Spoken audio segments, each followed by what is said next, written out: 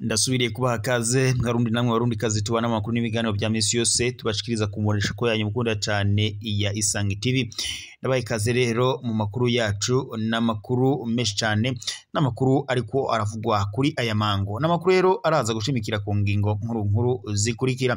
Turaza kunyarukira gaha mu Burundi mu bijanye n'imigenderanire. Perezida w'u Rwanda Paul Kagame biravuga ko yoba yagendeye u Burundi ku kibuga c'indege i Bujumbura arishikiye, ukaba rero ari umunezero ku Barundi ndetse n'Abanyarwanda. Nakayokeza rero aciye yakirwa n'umukuru w'igihugu c'u Burundi Evariste Ndayishimiye, bagiye kuganira barabihereye hamwe ukungera umutekano wo ku bihugu vyombi wo kongerezwa. Turaza kunyarukira mu yandi makuru kandi muri ko biravugwa ngaha mu Burundi. Umuvugizi w'igisirikare c'u Burundi yavuze ko ugomba gutera Burundi yari akazike, ndetse agabisha abarundi abara ko bagomba kwama abiteguriye, ndetse anavuga ko atagihugu na kimwe gishobora kuba cotera u Burundi ngo bibe vyokirwa amahoro. Aya makuru nayo turaza kuyagaruka ko ku buryo bw'idonido, nimujye kure y'imbonesha akure yanyu mukunda cane ya Isange TV. Mu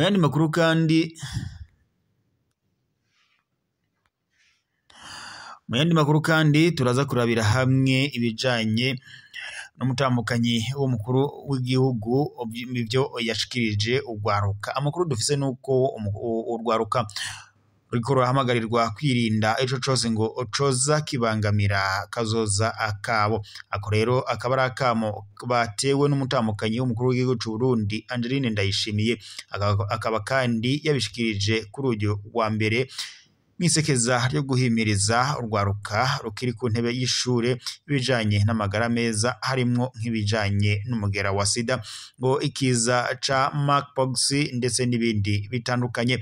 Inkuru nayo turaza kwigaruka ko mu makuru yacu mukanya ku buryo bw'idonido. Reka rero subire ndabahe kaze mu makuru yacu ku buryo bw'idonido. Tugira duhere ko ariko aravugwa ngaha mu Burundi i Bujumbura ku kibuga c'indege n'umunezero. Perezida w'u Burundi Evariste Ndayishimiye yakiriye mugenzi we w'u Rwanda, akaba rero bagiye kuganira ngo barabire hamwe kungana umutekano w'ibihugu vyombi wosahirizwa. Perezida w'u Rwanda Paul Kagame ubunyene tuvugana arishikiye mu Burundi, akaba rero asanze mugenzi we w'u Burundi ngo bagiye kuganira barabire hamwe kungana umutekano w'ibihugu vyombi byo wakongera ugasahirizwa. Akaba rero ari ubutumire yari hawe na mugenzi we w'u Burundi Perezida Evariste Ndayishimiye. Muyandi makuru rero tuyabandandije ku mutekano ngaha mu Burundi. Umuvugizi w'igisirikare c'u Burundi Gaspard Baratuza avuga ko ugomba gutera Burundi wese ari akazike, ndetse anavuga ko Burundi bwitegurira buri umwe wese yogabisha intambara mu gihugu c'u Burundi. Mu kiyago rero kumbonesha kuri y'igihugu ukuri uno wa 24 Ruhuma 2025, Gaspard Baratuza amenyesha ko abasirikare b'igihugu c'u Burundi ari bitumwa ko ngaho baciye hose basiga banditse amateka. Yagize ati mu ngwano yo muri Somalia twararungitseyo ingabo, kandi aho baciye hose baragarukanye amahoro n'umutekano. Nitwocungera rero umutekano hama ngo tugarukane amahoro aba ahandi tunanirwe iwacu. Uyu muvugizi w'igisoda c'u Burundi rero abandanya avuga ko gushika ubu umutekano wifashe neza ngo kumbe ngo Uburundi buhana kumbibe nyene Uburundi buhana n'ibindi bihugu bitandukanye ndetse no hagati mu gihugu. Nyamara ngo naho hari amahoro igisirikare c'u Burundi kiri maso, aho ngo yagize ati mu gihe hari amahoro abasirikare baguma bategura guhangana n'umwasi, kuko utambana na mukeba ngo nta kubita urugohe. Kuko rero amahoro ahari kumbure hariho ababa bariko barategura ibindi. Akaba rero asaba Abarundi kubandanya abaja mu mirimo yabo, kandi arabasaba ko ngo barikanura kuko ngo inzego z'umutekano zikorana n'abanyagihugu. Akabarira ko rero hagize ico ngo obobona bokibashikiriza ngo hama ababijejwe bakikorera akazi kabo ngo kuko naho bogira akadonyora ngo muri nyabune ngo bazoca bagafata ampiri mu mwanya amutoyi. Tubandanije amakuru mu kuvajanye no mu gutambukanya umukuru w'igihugu n'ibiganiro yagiranye n'urwaruka ngaha mu Burundi. Urwaruka ruhamagarirwa kwirinda ico cose ngo coza ngo kibangamira kazoza kabo. Ako kakaba ari akamo batewe n'umutambukanyi w'umukuru w'igihugu cy'u Burundi Angeline Ndayishimiye, akaba kandi yabishikirije kuri uyu wa mbere mwisekeza ryo guhimiriza urwaruka rukiri ku ntebe y'ishure ibijanye n'amagara meza harimo nk'ibijanye n'umugera wa sida, ikiza monkeypox ndetse n'ibindi bitandukanye. Iryo sekeza kandi rikaba ryabereye mu ntara ya Mwaro kw'ishure Socle du Savoir riri mu Kibimba muri komine Ndava.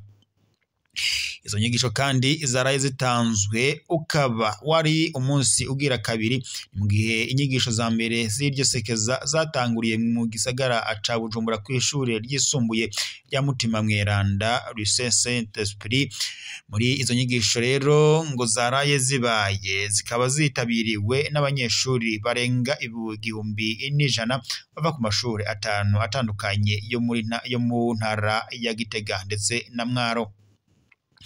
Angeline Ndayishimiye umutambukanyi w'umukuru w'igihugu cy'u Burundi yamenyesheje ko intumbero y'iryo sekeza ryo kwigisha urwaruka ibijanye n'irondoka ndetse n'amagara meza ari ukuronderera kazoza keza kurwaruka.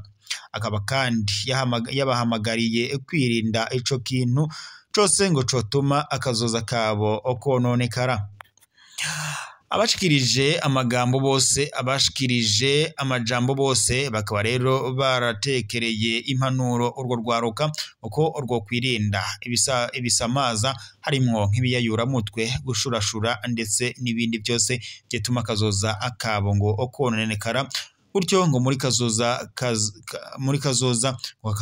hakazoshobora kuboneka urwaruka rushobora guserukira abandi. Namakuru rero twariko turashikirizwa n'imbonesha kure yacu ari nayo yanyu mukunda cyane ya Isange TV. Akaba rero yari amakuru yari yatorokanijwe n'amasoko yacu ari ijya nino hatandukanye. Twabibutsa ko mu makuru twabariye ko umukuru w'igihugu cy'u Burundi ndetse n'ic'u Rwanda bongeye kugirana umubano. Perezida w'u Rwanda akaba yagendeye igihugu cy'u Burundi n'umunezero rero ngaha i Bujumbura. Abakuru b'ibihugu vyompi barahuye bariko barayaga. Perezida w'u Burundi rero Evariste Ndayishimiye akaba yari yahaye ubutumire umukuru w'igihugu cy'u Rwanda Paul Kagame ngo bahure baganire barabukungane umutekano w'ibihugu vyombi wosahirizwa. Ibi bibaye mu gihe kandi Perezida w'u Burundi Evariste Ndayishimiye mu gihe gishize yari avuga ko yiteguriye intambara yo guhangana n'igihugu cy'u Rwanda. Mu gihe kandi ubwo yagendera intara ya Kirundo yari yavuze ko nta wundi mwasi bafise atari u Rwanda, aho ndetse navuga ko ngo iyo azotera u Rwanda. Ibi byose rero Evariste Ndayishimiye nyuma yaho mwaravyumvishe ko yavuye mu gacerere aca asohora amajambo avuga ko ata ntambara iri hagati y'u Rwanda ndetse n'u Burundi, agabisha avuga ko abo biteguriye ku utanguza intambara hagati y'u Rwanda n'u Burundi ngo bosubiza amerwe mwisaho, ndetse anavuga ko ngo u Rwanda n'u Burundi ari ibihugu bibanye kandi ari abagenzi. Ibi kandi bibaye mu gihe na mbere yaho Perezida w'u Burundi Evariste Ndayishimiye yari yugaye imipaka ihuza u Rwanda ndetse n'u Burundi. Mu gihe kandi n'ubundi nyuma yuko yugaye imipaka y'u Rwanda n'u Burundi abanyagihugu batabinezerewe ndetse bakamusaba ko imipaka yo kugururwa. Kuri ubu rero biravuga ko abakuru b'ibihugu byombi bagiye guhurira i Bujumbura bagiye kuganira barabira hamwe kongene umutekano wosahirizwa ndetse bakongera ndetse n'imipaka ikaba yo kugurwa ku mpande zombi. Reka mbashimire mwa Barundi namwe Barundi kazi twabanaga makuru n'ibiganiro tubashikiriza kuri iyi mashakuru yanyu muri aya masaha.